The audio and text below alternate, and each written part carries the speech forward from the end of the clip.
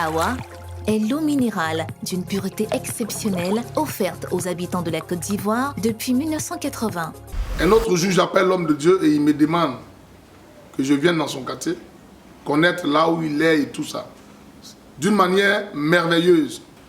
Je suis abbé, il n'est même pas de même ethnie que moi, mais j'ai vu vraiment que dans le Seigneur, l'ethnie et toutes ces choses-là n'ont pas trop de valeur. Et c'est comme ça que je suis allé connaître l'homme de Dieu. Et quand j'arrive, je me rends compte que il venait aussi à peine de prendre la maison, une 3 chambres salon, mais il n'y avait absolument rien dans la maison, si je peux le dire ainsi. Voilà, je ne rentrais vraiment pas dans toutes les profondeurs, mais il n'y avait absolument rien dans la maison. Alors, je me suis rappelé en même temps de tout ce que moi j'avais dans la mienne, c'est-à-dire les fauteuils, les écrans et tout ça, les ventilateurs, vraiment toutes ces choses. Donc j'ai reçu l'envie de lui faire le don de tout ce que j'avais et puis reprendre vraiment les choses, reprendre la vie. Et donc c'est comme ça que les choses sont parties. Effectivement, je lui ai fait le don de tout. Je me suis retrouvé avec rien. Pourtant, je ne connaissais pas assez Dieu. Et c'est après que j'ai eu des remords. Pourquoi est-ce que je n'ai pas remis tout ce que j'avais à l'autre pasteur? Mais je me suis dit que c'était la volonté de Dieu, puisque la maison de l'homme de Dieu, absolument, il n'y avait rien. Et c'est ainsi que 2 jours après, l'homme de Dieu m'appelle, m'a dit, mais tu as fait un grand don et tout ça, et je veux que tu viennes, puisque j'ai une grande maison, je me suis marié, mais je n'ai même pas encore d'enfants. Les autres chambres là, je ne sais pas qui va dormir dedans, et que c'est l'un de mes fils qui a pris une grande maison comme ça, sinon si c'était moi seul, je prenais une petite maison. Donc viens habiter avec nous. Vraiment, je ne voulais pas parce que ma fierté, mon orgueil, je ne peux pas habiter chez quelqu'un. Parce que là, je m'en sortais déjà. Voilà, comme on le dit à Abidjan, j'ai bouffé l'argent, je bouffais l'argent en ce moment, jusqu'à ce que je perde vraiment le travail. Voilà. Et je ne voulais vraiment pas habiter chez lui. Moi, je continue à chercher la maison. Voici ce que Dieu va faire. J'ai cherché la maison à Abidjan près de 4 mois. Je ne trouve pas de maison. Un moment, puisque je n'avais plus d'affaires et que j'ai tout fait don à l'homme de Dieu, donc je dormais maintenant chez une soeur, je dormais maintenant chez un cousin et je me baladais comme ça à Abidjan jusqu'à ce que je dise, mais attends, si je répondais à l'offre de l'homme de Dieu, j'allais peut-être pouvoir réaliser avec le peu de sous sur lesquels je comptais pour la caution. Et donc c'est ainsi que je l'ai appelé, il m'a dit, bon, il n'y a pas de problème, viens. Et c'est ainsi que je suis allé chez l'homme de Dieu. Et j'ai passé un temps avec l'homme de Dieu. J'ai passé 2 ans et plus, de 2004-2005. J'ai eu mon baptême, voilà, il m'a baptisé. Parce que moi, personnellement, quand je veux faire quelque chose, vraiment je le fais. Et donc c'est la première personne qui m'a dit que je suis appelé à servir Dieu. Mais il faut qu'on se dise, moi, je ne trouvais vraiment pas d'intérêt, je ne savais pas servir Dieu, c'est quoi? Être pasteur, vraiment, c'est des choses auxquelles je n'aspirais vraiment pas. Parce que je savais que mon père n'allait jamais accepter. Ma mère aussi n'allait jamais accepter que je devienne pasteur. C'est des choses qui ne peuvent même pas leur passer par la tête. Et l'homme de Dieu m'a dit ça, il m'a dit que je suis appelé. Donc souvent, il m'appelait l'appeler. Il me réveillait avec ce nom, l'appeler, l'appeler. Bon, j'ai par la grâce de Dieu passé un bon temps avec lui, les 2 ans et quelques. Il m'a donné son expérience. C'est vraiment un homme de Dieu qui est versé dans les Écritures. Et il m'a donné vraiment une formation. Je peux me rappeler que souvent à partir de minuit, on va se lever, prier. Et c'est là même que j'apprenais vraiment à bien prier. C'est vrai que je priais comme ça un peu, mais c'est là que j'ai appris à prier. J'ai appris à connaître Dieu, j'ai appris à connaître qui est Jésus. Et donc, il m'a vraiment introduit dans les choses vraiment du Seigneur. Donc, j'ai arrêté dans mon esprit que Dieu m'avait fait visiter ou connaître cet homme de Dieu juste pour qu'il m'introduise vraiment en plein pied dans ce qui concerne le Seigneur. Je veux rendre hommage à cet homme de Dieu, voilà, Pasteur Jonas et son épouse, pour l'accueil et pour le bien que vous m'avez vraiment fait.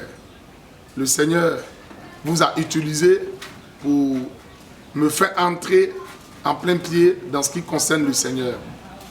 Quand je venais chez vous, je vous ai dit que je ne savais absolument rien du Seigneur. Vous avez dit que vous étiez en train de prier pour que le Seigneur vous envoie un serviteur. Effectivement, tout ce que vous avez dit de moi, je le suis, je suis devenu ce que vous avez dit. Alors, je veux bénir Dieu pour votre vie. Je vous dis encore énormément merci. Je ne cesserai vraiment de vous dire merci pour ce que vous avez fait de moi. Pour la parole, pour l'enseignement, pour la formation que vous m'avez vraiment donnée. Voilà. Je salue également maman. Maman, merci beaucoup pour tout ce que tu as fait, vraiment pour ton fils. Que le Seigneur vous bénisse. La Bible dit que Dieu a pour chacun d'entre nous une destinée. Le Seigneur a tracé la vie de tout un chacun. Ce que je ne pensais pas que je pouvais devenir, Dieu l'avait déjà tracé. Et le Seigneur va me faire partie de ce l'homme de Dieu parce que je ne voulais toujours pas servir le Seigneur. Je n'avais pas encore accepté dans mon esprit que j'allais vraiment servir Dieu. Alors je continue à postuler avec mon diplôme de soigneur, de vétérinaire en Boula que j'ai. Et je vais avoir un autre boulot dans une autre boîte également qui fait l'élevage. Et on me prend comme encadreur cette fois-ci à Abobo Ndotré. Voilà, à la ferme Floragnas. Tous ceux qui ont fait Ndotré dans le temps de 2005 jusqu'à présent, la ferme existe toujours, une très grande ferme. Et c'est là-bas, quand je suis arrivé, j'ai commencé à travailler, j'ai commencé à encore avoir de l'argent. Et ma pensée et tout ce que l'homme de Dieu m'avait enseigné, j'avais commencé à tout oublier. À tout oublier. En fait, je n'avais plus la pensée. La pensée était carrément encore en train de quitter sur le Seigneur. Jusqu'à ce que je rencontre celui que j'appelle mon Père spirituel. Le révérend Zotan Zaché Abel. Alléluia. C'est ainsi que cet homme de Dieu, dans son temps d'évangélisation, il venait d'ouvrir une église là en ce moment, dans ce lieu-là. C'était carrément la forêt. Nous, on était au beau milieu, mais il venait pour ce temps d'évangélisation. Et j'ai été le premier fidèle qu'il a gagné dans cette zone. Nous avons vraiment commencé aussi à nouveau les évangélisations, mais là, je travaillais.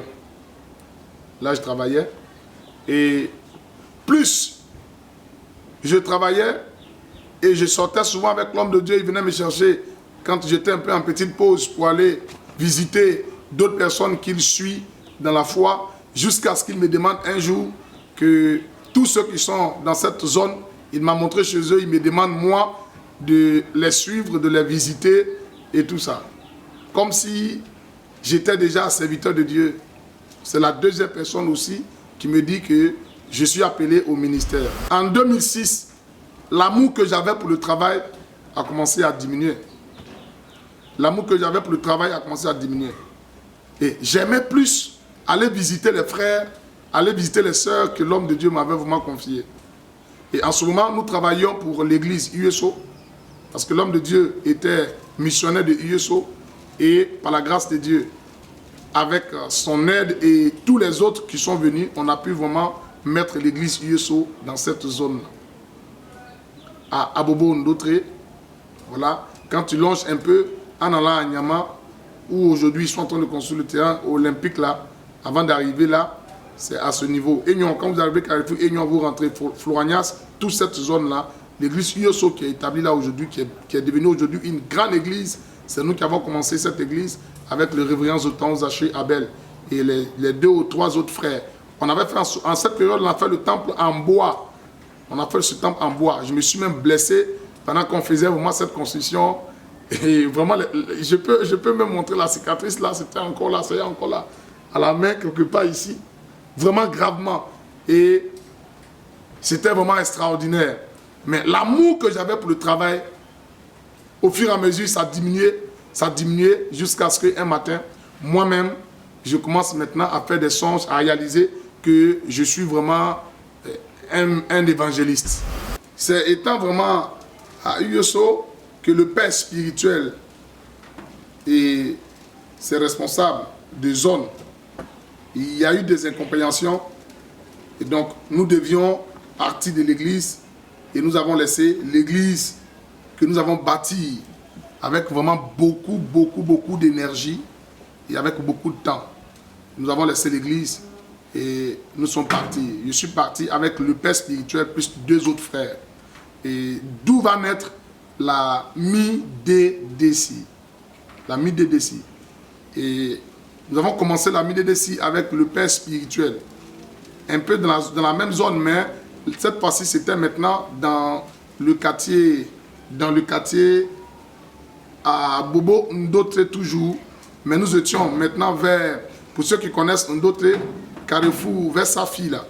Voilà, vers Safi, un peu à l'intérieur. Pharmacie Safi, un peu à l'intérieur. C'est là que nous avons eu un petit coin et nous avons commencé là avec le père spirituel. Je bénis vraiment le nom du Seigneur parce que quelques mois, c'est comme si les gens attendaient qu'on arrive là pour qu'ils puissent donner vraiment leur vie au Seigneur. Moi, je ne sais plus comment est-ce que j'ai même laissé le travail. Parce que je n'avais plus l'amour pour le travail. Le nouveau père spirituel m'a encore aiguisé et j'avais maintenant l'envie de gagner des âmes. Il m'a prêché l'importance de gagner des âmes pour le Seigneur. Il me disait que si je le faisais et que je gagnais des âmes pour le Seigneur, j'allais avoir des récompenses avec Dieu. Dieu n'allait pas m'abandonner. Des choses même que j'avais comme besoin, Dieu allait répondre. Et vraiment, à ce moment-là, à cette époque-là, en 2006 et 2007, nous avons commencé la MIDDC.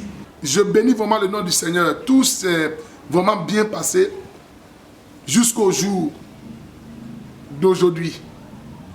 Et je veux maintenant vous parler un peu comment est-ce qu'est venue la mission évangélique fidèle serviteur du Christ. C'est étant la MIDDC. Le père spirituel là m'a donné aussi une formation. Le révérend Zotan Zaché Abel m'a donné également une formation.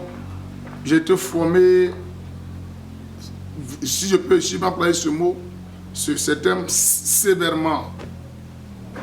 Sévèrement. Je vous dis, il nous a donné une formation qui nous a mené vraiment à nous briser réellement. Il a tué en nous tout ce qui était vraiment l'orgueil, la fierté, tout ça. Moi et les 2 autres frères. Et c'était nous les 3 évangélistes. Un matin, il se lève et me dit, Dieu veut que nous ouvrons une église. Et c'est comme ça qu'il m'a fait partir sur Songon. Mais avant ça, je lui avais expliqué un songe que j'ai eu, que j'ai vu des gens dans un trou qui avaient besoin de l'aide pour sortir de ce trou. Et il m'a dit, c'est l'appel, qu'on va prier pour que Dieu nous oriente où se trouvent ces personnes-là, pour que tu ailles là-bas les faire sortir effectivement de ce trou. Et donc on a pris, je crois, 2 à 3 ans pour prier. Et c'est ainsi qu'il a ouvert l'église après que Dieu s'est révélé vraiment à lui, à Songon. Là où j'avais grandi, j'avais fait l'école primaire, c'est là-bas, dans le même village. Parce que je lui ai parlé aussi un peu des gens, comment les gens vivent là-bas et tout ça. Et il me dit, Dieu le convainc qu'on ouvre une ânesse là-bas. Et c'est moi qui l'envoie en mission à Songon. C'était vers fin 2007, 2008.